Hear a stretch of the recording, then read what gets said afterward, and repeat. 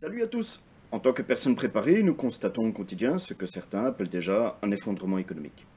Quel que soit votre niveau de perception ou vos définitions du problème, force est de constater qu'il existe des difficultés et que cela touche notamment les commerçants et artisans locaux.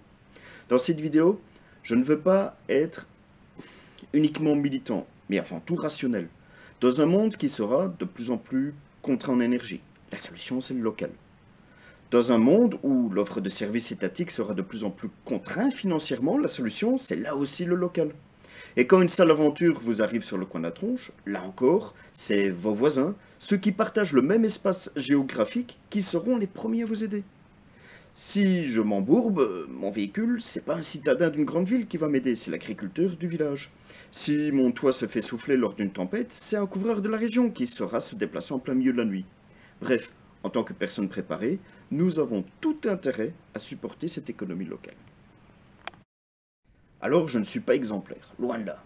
Mais à mon petit niveau, j'aimerais vous partager une des solutions. Alors, elle est simple. Vous allez payer en cash. Mais non seulement vous allez payer cash, mais en plus vous allez le faire avec des monnaies locales.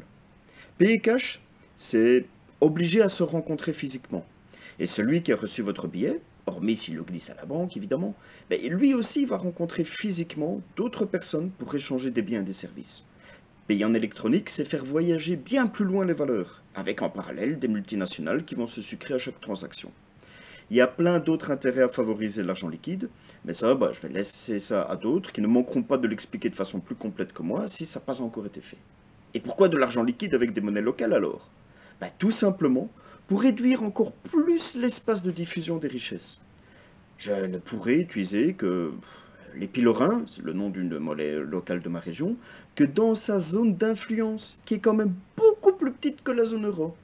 Et celui qui aura reçu cet argent sera lui aussi tout aussi réduit dans ses choix pour le dépenser d'un point de vue géographique. Faites fonctionner les gens qui mettent leurs gosses dans la même école que les vôtres. Enrichissez votre région. Faites vivre vos artisans et vos commerçants. Utilisez des monnaies locales. Le pouce, l'abonnement, préparez-vous.